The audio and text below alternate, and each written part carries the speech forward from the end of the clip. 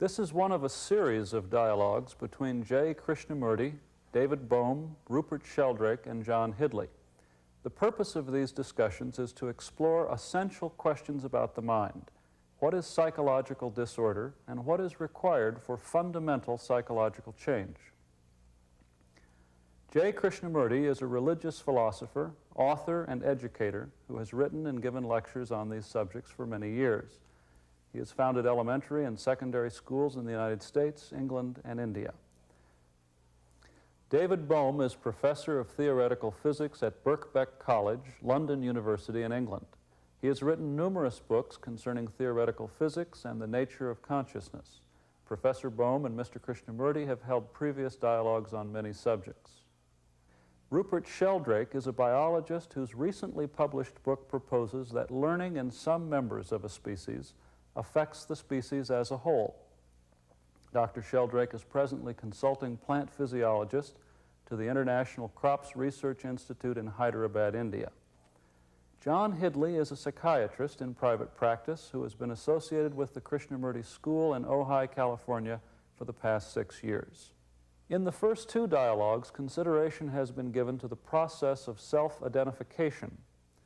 A range of subjects has been related to this process, including the problem of suffering, the role of thinking and memory, images, and the uniqueness or commonality of consciousness.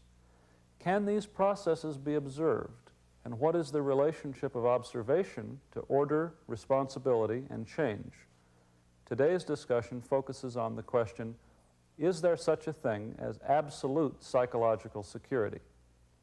We'd like to talk about the question of whether there is a deep security, whether the self can be dissolved. You've suggested that if that's possible, then the problems that the individual brings to the office, the problems... So why do we seek security, apart from physical, apart from terrestrial security? Why do we want security? Well, we know moments of peace and happiness, and we want to stabilize that and hold that. Is that, then that becomes a memory. It's Yes. not actual security. A memory that one day you are happy, and I wish one would go back to it, or you project an idea and a hope someday to achieve it. Yes. But why is it that human beings, probably throughout the world, seek security? What is the raison d'etre? I mean, what is the demand for security? What makes people ask for security, psychologically? Well, they're occupied, they're filled with their problems. There's the feeling that if I can solve the problem, if I can find out what the right answer is, if the... That's not security, surely. There is great uncertainty, great sense of emptiness in oneself, loneliness. Really, loneliness is, let's take that for example. Okay. I may be married, I may have children and all the rest of it, but I still feel isolated, lonely. And it's frightening, depressing, and I realize it is isolating. It is, after all, loneliness, the essence of isolation, in which I have no relationship with anybody. Is that one of the reasons why human beings seek this desire for security? Yes, to fill that up. Or much deeper than that? To be secure in my fulfillment, to be secure in my, to be free of fear, free of my agony. I want to be free of all that so that I can be completely secure in peace and happiness. Is that what we want? Yes. Is that the reason why we seek? And we want that to be stable over time. Stable and permanent, if there is anything permanent. Is that the reason why we crave this demand, crave for security? Yes.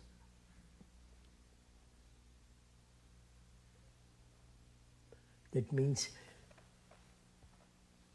to be free from fear, and then I'm totally secure. And it feels like I have to be that way in order to function adequately. Function adequately comes later. What do you mean? If I'm secure, I'll function. Yeah. If I'm very anchored in something which I think is false or true, I'll act according to those two principles.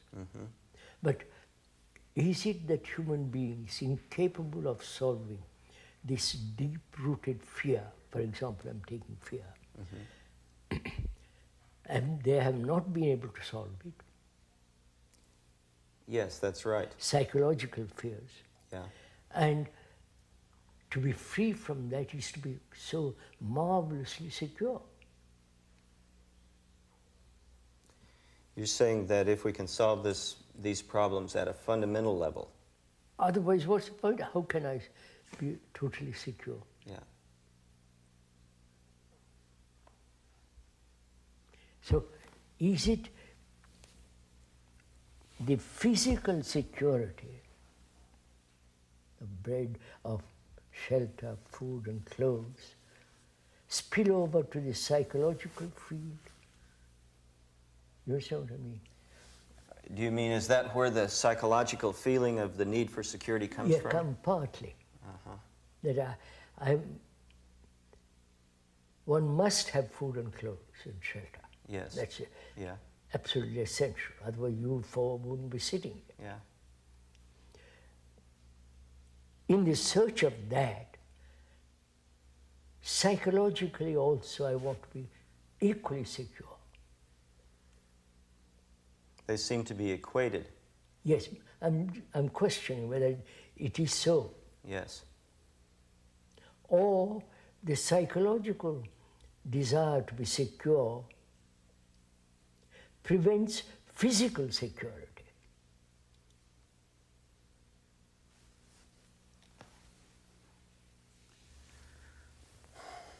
It seems like the psychological desire to be secure arises out of the necessity to function in reality. I want to be psychologically secure. Yes. So I'm attached to a group, a community, a nation. Yes. Which then prevents me from being secure. Security means long-lasting security. But if I identify myself in my search for psychological security and attach myself to a nation, that very isolation is going to destroy me.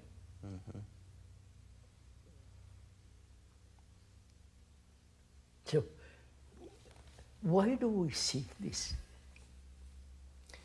Okay, then you're saying that there is a mistake, which is that we identify ourselves, attach ourselves to something, and seek security in that, and that's fundamentally wrong. Yeah, no, not fundamental. Why? No, I won't say right or wrong. Okay. I'm asking why. Why do human beings do this?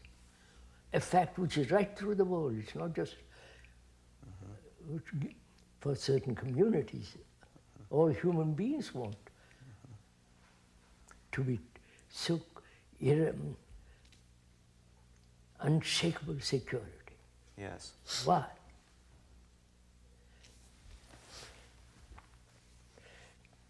Well, I think that people have some answers. You see, if you say there's a young child or the baby, now he feels the need to be loved by his parents, and it seems that at a certain stage the infant has the need for a kind of psychological security, which he should grow out of perhaps, but since he isn't properly taken care of by his parents very often, he begins to feel lost, as you say, alone, isolated. And there arises the demand that he become inwardly secure. Baby must be secure. Yes, An infant must be psychologically as well as physically, yes, would you say? Yes, there must be. Yes. Now, at some stage, you would say that it would change. Yes. I don't know what age. Why? No, at a certain age, as a small baby or a young child, it must be protected. In every way, psychologically. Yes, psychologically. You must not be shocked psychologically. You protect it with affection, taking him in your lap, cuddling him or her, and holding his hand. You make him feel that he's loved, that he's cared for. That gives me a feeling, here is somebody who's looking after me, and there is security here. Yes, and then I suppose he will grow up not requiring that security. That's it. I'm questioning, as he grows up, yes, and as he faces the world, why does he crave for security? Well, I think very few children ever have that love to begin with, you see. That's it. So, easy. Huh? So is that the problem? Well, I don't know, but that's one factor, isn't it? That we really don't love?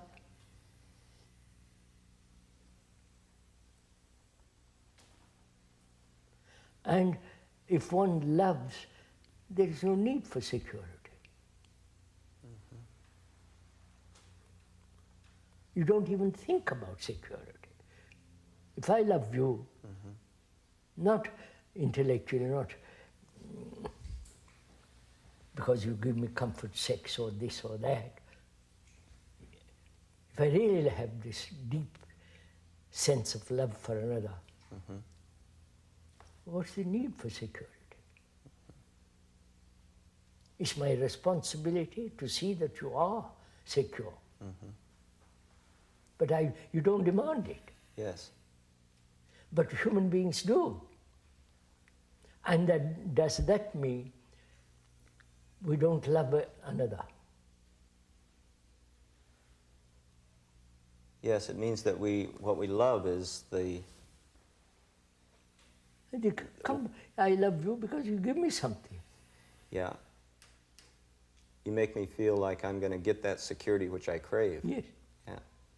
So, we're skirting around this. Why? Why do I want security so that I feel completely contained? Without fear, without anxiety, without agony, and so on. Is fear the root of all this? Well, we seem to have mentioned already several things that are the root of it. As the baby grows up and isn't loved, he feels the need for that. He remembers that. He tries to return to that or get that as an adult. He's afraid because he's not protected. And as an adult, he tries to get that protection. Also, is it unconsciously, we know that self, the me, the ego, is really totally unstable. You're saying that in its nature, it's totally unstable? In its nature, unstable. And therefore, there is this anxiety for security outside or inside. Why do you say it's totally unstable? Isn't it? Isn't our consciousness unstable? It seems to have two sides to it. One side says that if I could just get such and such, I would be stable. Yeah, and there's a contradiction to that. I may not be. I may not be. Yeah, of course. I'm not yet, but I will be. Will be. Yeah. No, much more fundamentally, is not this self itself in a state of movement, uncertainty, attached, fear in attachment, all that. That's a state of lack of stability. Therefore, I'm asking, is that the reason that human beings unconsciously, knowing the instability of the self, want security? God, the savior. Mm-hmm. Wanting something absolute. Yeah, completely, that will give complete contentment.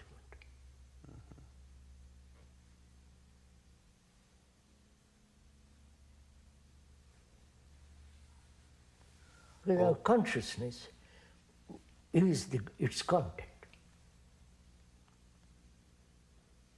Right? Yes. And the content is always in contradiction. Well, I that's believe, why. and yet I'm frightened of not believing. Mm-hmm. That's why you're saying it's in essence unstable. Oh, obviously it's unstable. So clearly unstable. I want this thing, and some other desire comes along and says, don't have that, for God's sake. There's this contradiction, there's duality. Mm-hmm. All that exists in our consciousness. Mm-hmm. Fear, pleasure, fear of death. You know, all the content of our consciousness, all that. So that is unstable. Now, sensing all of that, people generally say this problem is too deep or too complex, there's no way to solve it, we can maybe just make some adjustments. Yes, yes. And in that adjustment also there is a lack of stability. Mm-hmm. So unconsciously there must be craving for security. Mm-hmm. So we invent God. Mm-hmm. We keep inventing lots of different things to hope will give us that security. We create God out of, He's our creation. Mm-hmm. We are not the creation of God. I wish we were. It would be totally different. Uh-huh. So there is this illusory desire for security. Now, wait a minute. Why do you say that it's illusory? Because they invent something in which they hope they'll be I secure. see. Yes.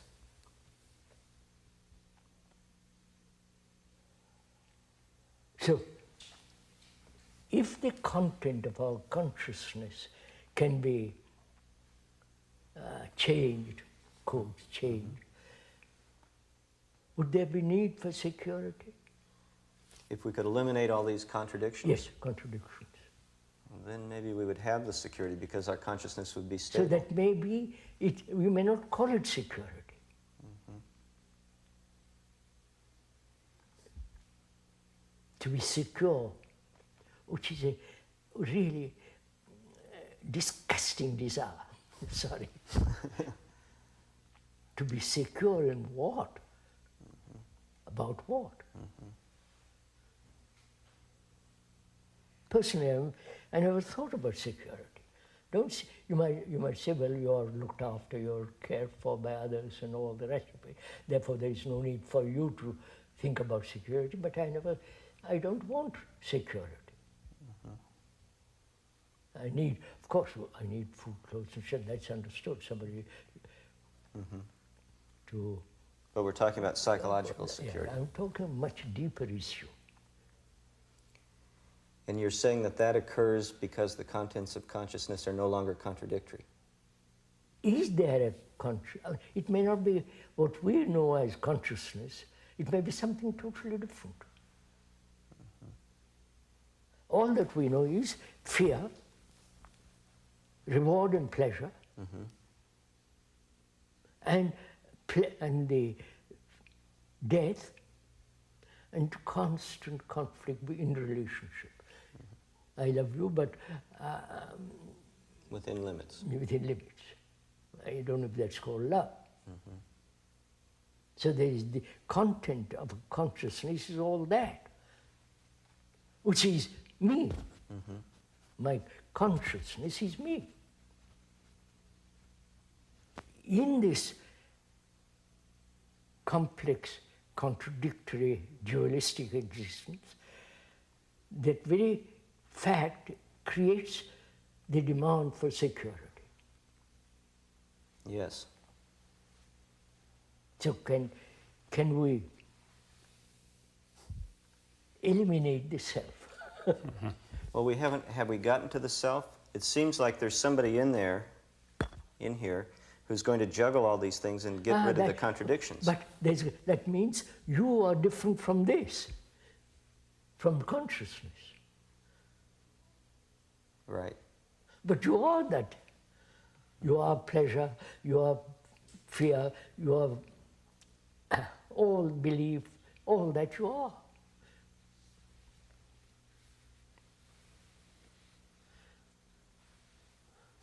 I think don't please agree with what we're talking about, what I'm saying.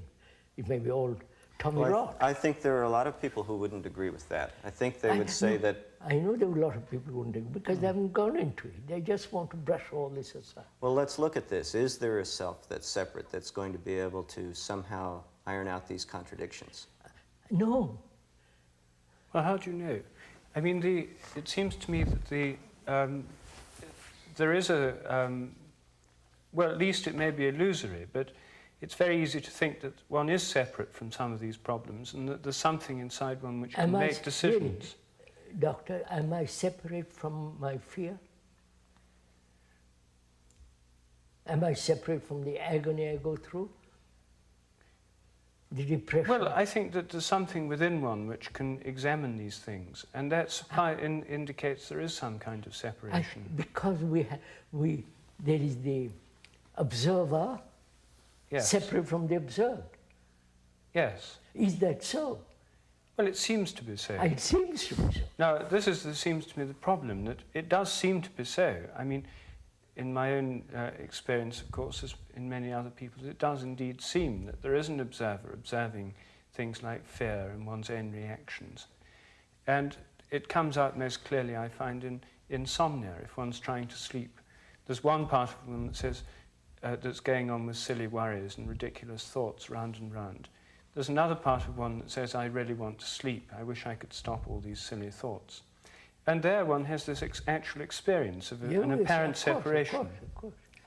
So this isn't just a theory, it's an actual fact of experience that there is this kind of separation. I agree. Now, so... but why does that division exist? Well, that's of course... Who created the division? It may just be a fact.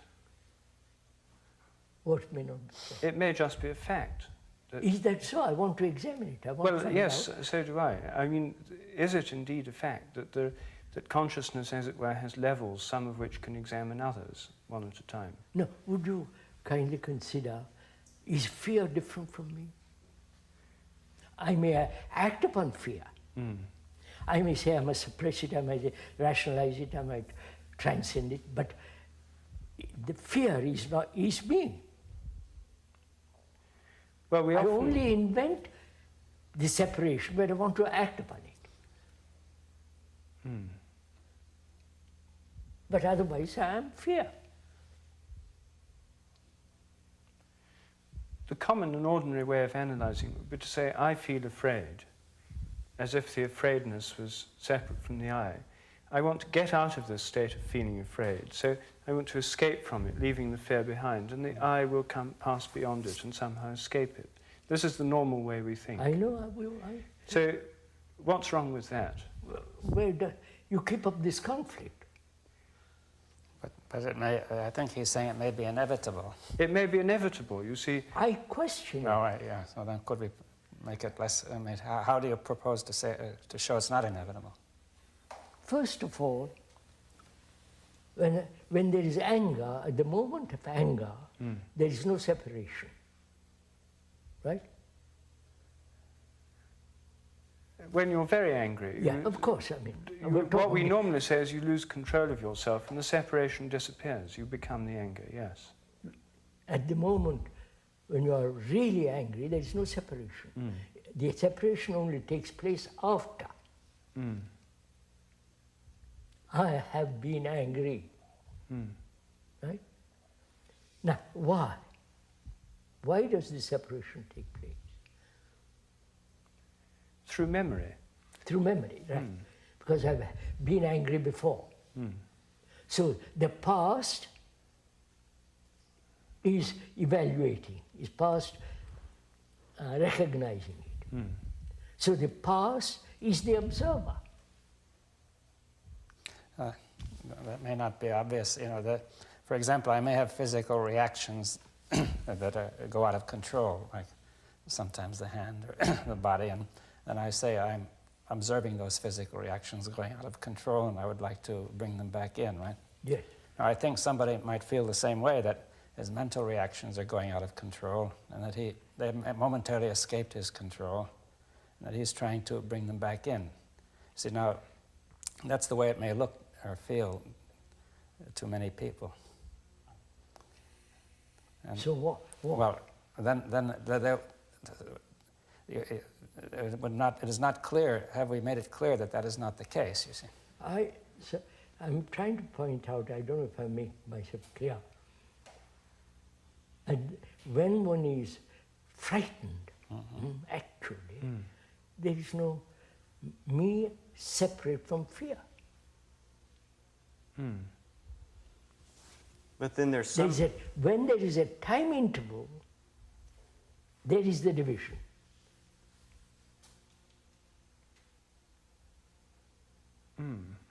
And time interval, time is thought. And when there is thought comes in, then begins the division. Because thought is memory. Yes. The past. Thought involves memory, yes. Involves memory and so on. So thought, memory, knowledge is the past. So the past is the observer. Who says I am different from fear? I must control it. Let's go through this very slowly, because it seems like the experience is that the observer is the present. It seems like he's saying, I'm here now, and what am I going to do about this the next time it comes up? Yes, but what am I going to do about it is the response of the past, because you have already had that kind of experience. So, have you had fear? Surely. Huh? Yes. Deep, something, a fear that's really shaking, Yes. devastating one. Yes. And at that second, there is no division. You are entirely consumed by that. Yes. Right? Yeah, right. Now, then thought comes along and says, I've been afraid of because of this and because of that. Now I must defend myself, rationalize fear, and so on, so on, so on. It's so obvious. What are we discussing? Well, Okay. you see, I think coming back again to the physical reaction, which can also consume you, and you say it, at the next moment you say, I didn't notice it at the time, thought comes in and says that's a physical reaction. Yes. Now I know it. You see, now what is the difference of these two cases? You see that in the second case, it would make sense to say, I know that I reacted this way before, right? That, I can take such and such an action. Right? You see, I don't quite follow this. See, somebody can feel that it's true I get overwhelmed by a reaction and thought comes in, but that, in many areas, that's the normal procedure for thought to come in. If something shattering happens, and then a moment later you think, what was it, right? Yes. Now, in some cases that would be correct, right? Quite right. Now, why is it in this case it is not, you see? I see what you mean. It's answered.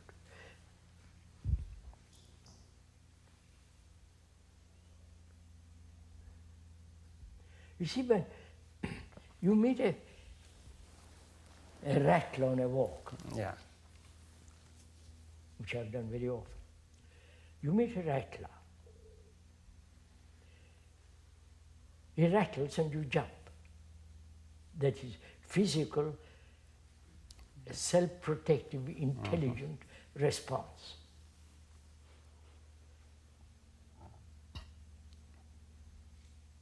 That's not fear. Right. Well, not psychological fear. Huh? It has been called a I kind know, of I fear. wouldn't call that psychological fear. No, it's not psychological fear. It's a simple physical reaction. Physical of reaction, danger. which is an intelligent reaction, not to be bitten by the by rattler. Yeah, but a moment later, I can say, no, that's a rattler, or it's not a rattler. I may discover it's not a rattler, it's another snake, which is not so dangerous. No, not so dangerous. Then I pass it by. But then thought comes in, and it's perfectly all right. Yes. Right? Yes. But here, when I'm angry or frightened, Then thought comes in. and it's not all right. It's not all right, Yes. because, I see what you're saying today. Why do I say it's not all right? Because fear is devastating. It blocks one's mind, thought, and all the rest of it. One shrinks in that fear. Yes, I think, I see that you mean that possibly that when thought comes in, it cannot possibly come in rationally in the midst of fear, Yeah. right? Yes. Is that what you... I'm trying to So say. in the case of physical danger, it could still come in rationally. Yes. Here it becomes irrational. Yeah. Why I'm asking you, why? Why doesn't one clear up all this awful mess? Well, it isn't clear. Look, sir, It isn't. it is a messy consciousness. Yeah, it's a messy consciousness. Messy consciousness, contradicting, Yeah. frightened. Oh, so many fears and so on. It's a messy consciousness. Now, why can't we clear it up? Well, it seems we are always trying to clear it up No. after the fact. I think the difficulty lies that we don't recognize deeply this messy consciousness is me.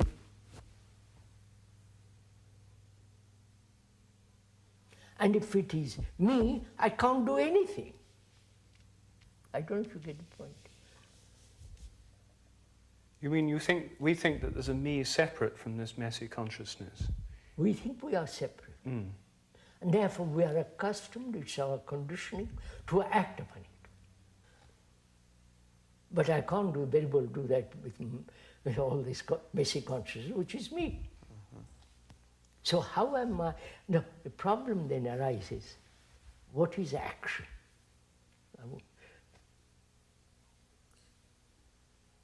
We are accustomed to act Yeah. upon the messy consciousness. When there is realization, the fact that I can't act because I'm that. Then what is action? That's non-action. Okay. That is not okay. That is the total difference. Yeah, I think I understand. On the one hand, there's the action of consciousness on itself, which just perpetuates things. Yes. And seeing that, then it ceases to act.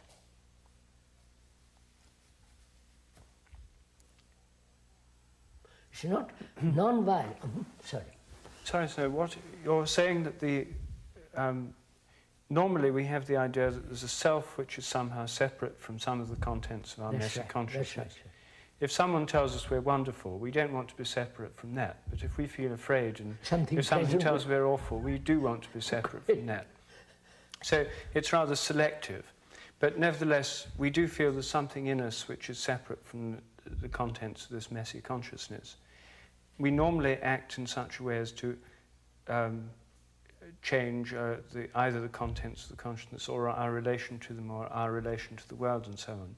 But we don't normally examine this apparent separation between the self, the me, and the contents of the messy consciousness. That's something we don't challenge. Now you're suggesting that, in fact, the separation which we can actually experience, and most of us do experience, is in fact something we ought to challenge and look at. And we ought to face the idea that we actually are the messy consciousness and nothing other. It's obvious. Well, it isn't obvious. It's very non-obvious, and it's a very difficult thing to realize because one's very much in the habit of thinking one is separate from it. So is our conditioning, can we move away from our conditioning? Our conditioning is me. And then I act upon that conditioning, separating myself. But if I am that, no action, which is the most positive action. The way that that would be heard, I'm afraid, is that if I don't act on it, it's just going to stay the way it is. You're suggesting that by recognizing this, there's a sort of the process of recognizing, of facing up to, and of... It's not facing up. Who is to face up? Not recognize. Who is to recognize it? You see, we're always thinking in those terms. I am that, full stop.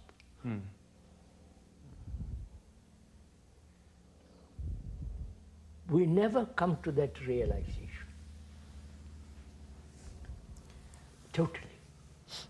There is some part of me which is clear. And that clarity is going to act upon that which is not clear. That's always this goes on. Yes. Yeah. I'm saying the whole content of one's consciousness is unclear, messy. There's no part of it that's clear. We think there is a part, which is the observer separating himself from the mess. So the observer is the observed. Good old story. Right. Well, you were raising the question of action, or if that is the case, how is action to take place? I say, no. When there's perception of that which is true, that very truth is sufficient, is finished. Yeah. You said also, for example, that mess itself realizes its own messiness. Messiness, Right? it's finished. So, are you suggesting that the realization of the messiness itself in some way dissolves the messiness? Yes. Not separative realization that I am messy. The fact is consciousness is messy, full stop. And I can't act upon it. Because previously, acting upon it was a wastage of energy. Because I never solved it. I've struggled, I've taken vows, I've done all kinds of things to resolve this messy stuff. And it has never been cleared. Maybe partially, occasionally. Well, I think that's another aspect of this. In therapy or in our own lives, we seem to have insights that are partial, that we clear up a particular problem and gain some clarity and order for a time. And then the thing returns in some other form or in the same form. You're suggesting that the thing needs to be done across the board in some way. Before the observer acted upon it, upon the messy consciousness, right? Yeah. Saying, I'll clear this up, give me time, all the rest of it. And that's a wastage of energy. Right. When the fact that you are that, you're not wasting energy, which is attention.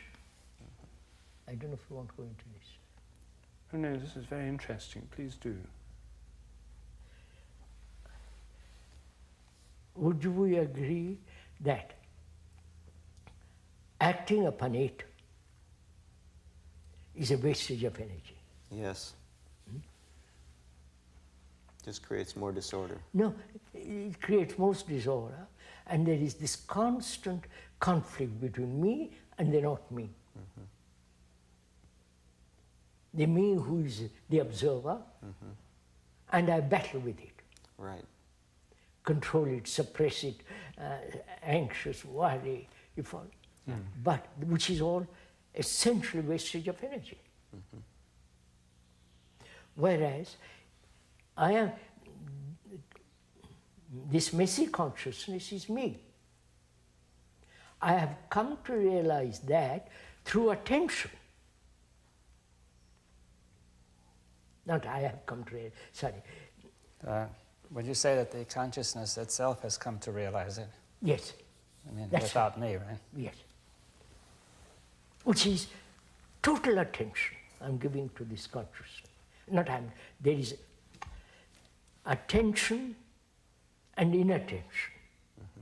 Inattention is wastage of energy. Attention is energy. When there is observation that consciousness is messy, that fact can only exist when there is total attention. And when there is total attention, it doesn't exist anymore, confusion. It's only inattention that creates the problems.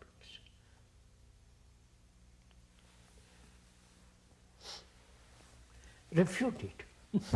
But sir, I don't understand entirely what this total attention that you're talking about would only be able to have this effect if it somehow was something completely in the present and devoid of memory. Of course, attention is that. If you if I attend to what you have said just now, devoid of memory, which is attention,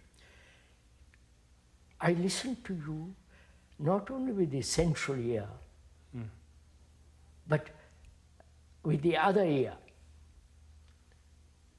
which is I'm giving my whole attention to find out what you're saying, which is actually in the present. Attention, in attention, there is no center.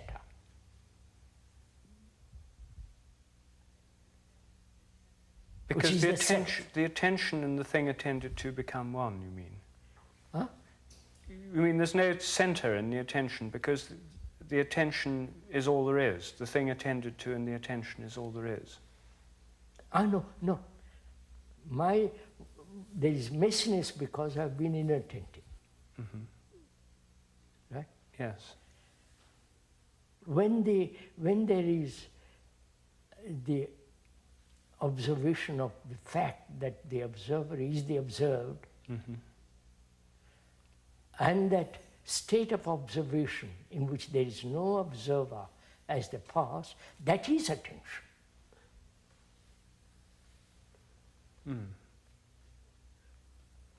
So I don't know if you've gone into the question of meditation here. I don't, that's another subject. Well, that may be a relevant subject. It seems that what you're talking about may happen partially. It can't happen. Then you can keep how partial mess and partial not mess. We're back again in the same position. Yes. But do you think this kind of attention you're talking about is the sort of thing that many people experience occasionally in moments of great beauty or occasionally a piece of music they're really enjoying, lose themselves and so on? Do you think that many of us have had glimpses of this in these kinds of experience? That's it. When I see a mountain, the majesty, the dignity and the depth of it drives away myself. A child with a toy, the toy absorbs him. Mountain has absorbed me. Toy has absorbed the child. I said that means there is something outside which will absorb me, which will make me peaceful, which means an outside agency that will keep me quiet. God, prayer, looking up to something or other. If I reject an outside agency completely, nothing can absorb me. Then they say, well, if you absorb me, when you are gone, I'm back to myself. Yes. So I discard any sense of external agency which will absorb me. So I'm left with myself. That's my point. I see. So you're suggesting that when this happens partially, it's because we're depending on something. Yes, of course. I see. It's like my depending on my wife. Or my therapist, or my problem. Something or other. Yeah. Like a Hindu, Catholic, or anybody, they depend on something. Therefore, dependence demands attachment. Now, it's possible to listen to you say this and have the idea of what you're talking about and try and do that. You can't do it. That means you're acting again. You want something out of it. In exchange, I give you this, give me that. That's just a trade. Here it's not like that. You are inquiring into something which demands a great deal of thought, great deal of intelligence and attention that says, look, why is there this division, this mess in the world? Because our consciousness is messy, and so the world is messy.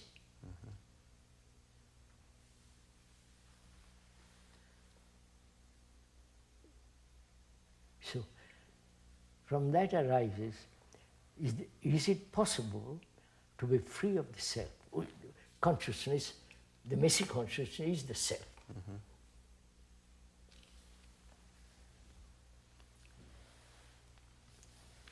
It's not possible to be free from the contents of consciousness, different experiences. As long as my eyes are open and I'm looking, I see all sorts of different things. Now, what you were saying about the attention when one's looking at a mountain, for example, are you suggesting that if I have that same kind of attention to everything I experience, that then this is the You see, again, you experience. Yes, but all right, but you are the experience. Yes. Right? That means there is no experience.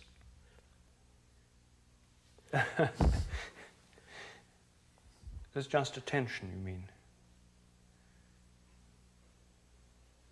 Experience involves remembrance,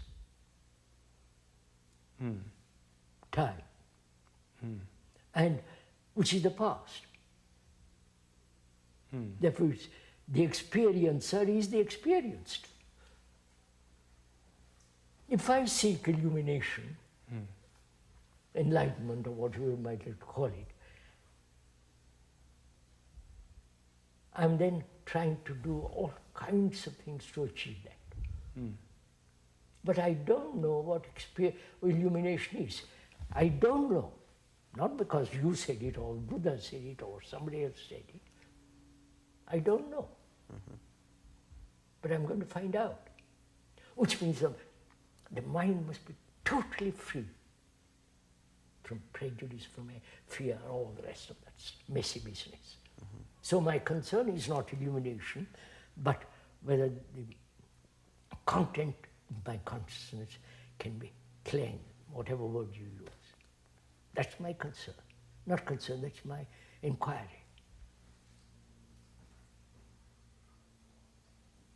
And as long as I am separate from my consciousness, I can experience it, I can analyze it, I can tear it to pieces, act upon it, which means perpetual conflict between me and my consciousness.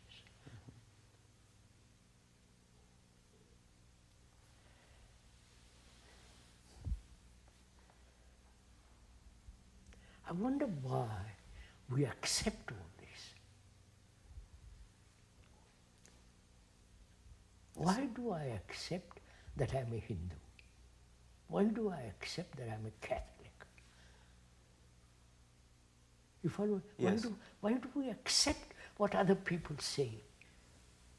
Well, we say it ourselves. Huh? We say it ourselves. Yes. No, not only we say it out, but it's encouraged, sustained, nourished by people outside. Why? Why do we accept? He is a professor, and he's teaching me. I accept that. Because he knows biology much more than I do. I go to his class, and I'm being informed with what he says. But he's not my guru. He's not my behavioral guide. He's giving me information about biology, and I'm interested in it. I want to study it, and I want to go out in the field and do all kinds of stuff.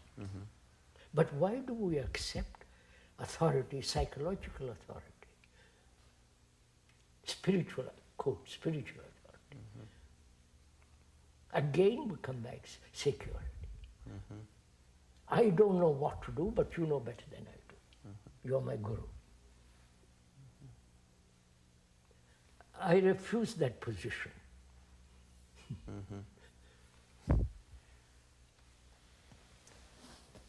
But don't we arrive at the same set of problems if we start not from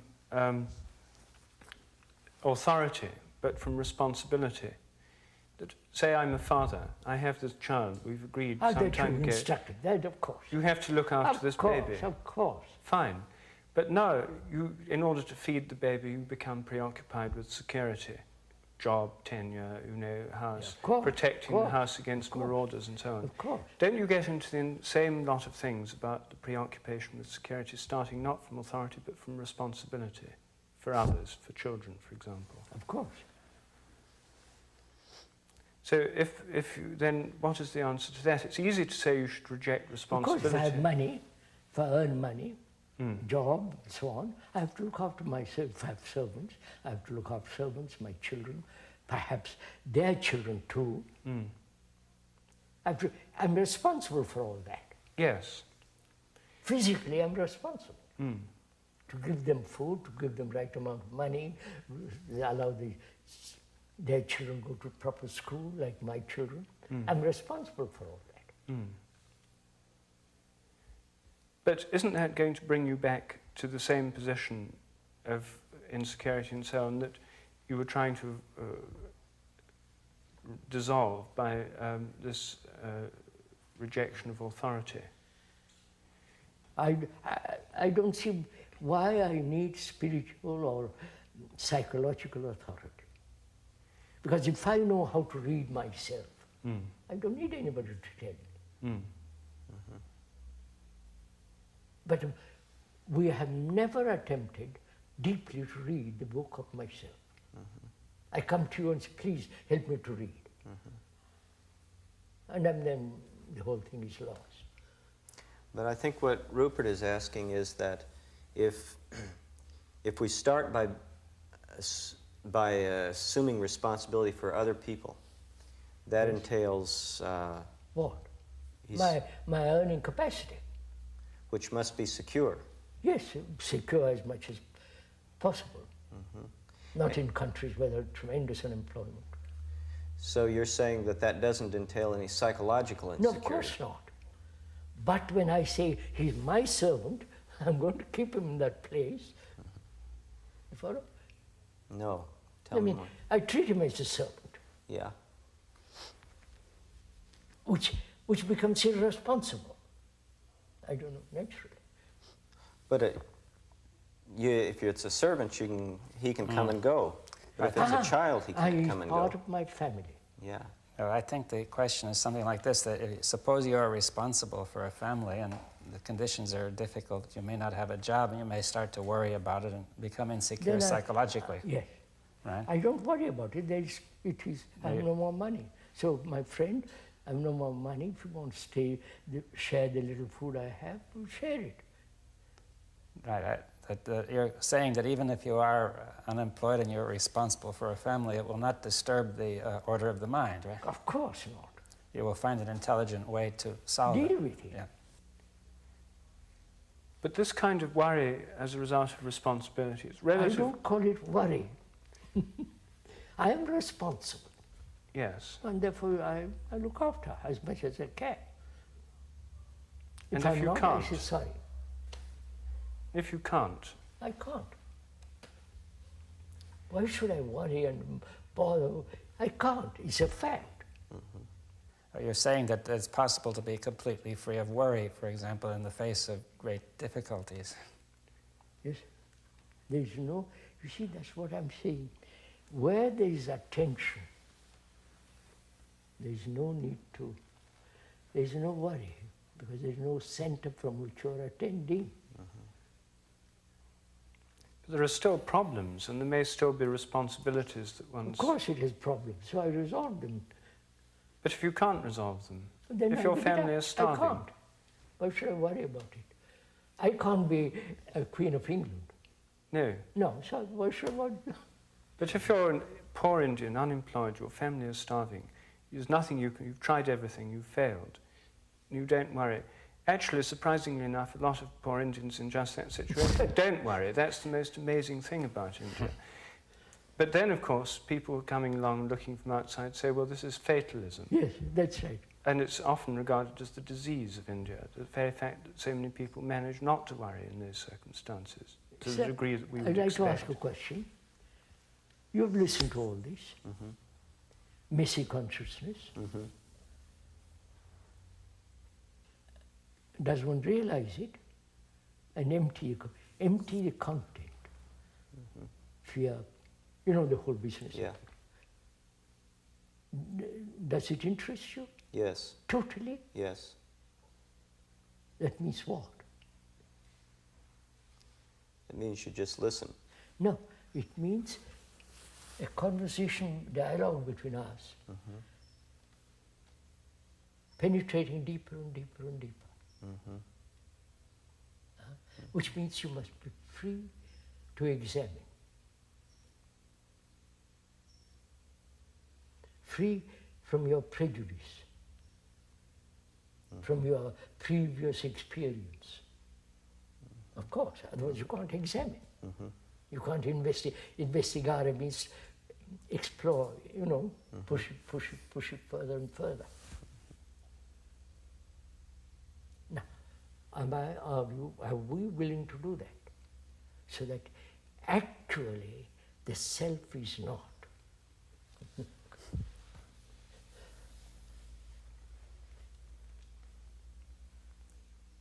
But when the self is not, it doesn't mean you neglect your wife, your children, your follow? That becomes so silly. It's like becoming a sannyasi going off into the mountains. Monk going off into a monastery. That's its extraordinary escape. The fact is I have to deal with my wife and children, and if I have a servant. Can I be so totally without the self that I can intelligently deal with these problems?